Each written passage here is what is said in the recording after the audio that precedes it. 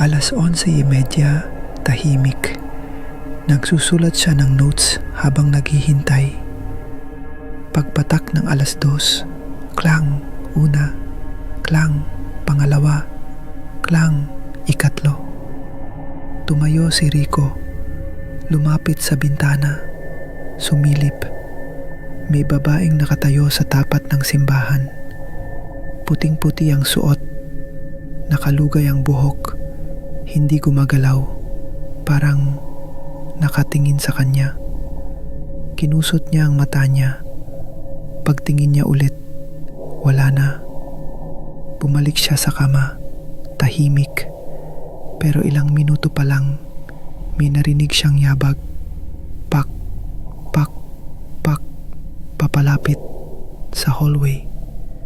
Huminto sa pinto niya.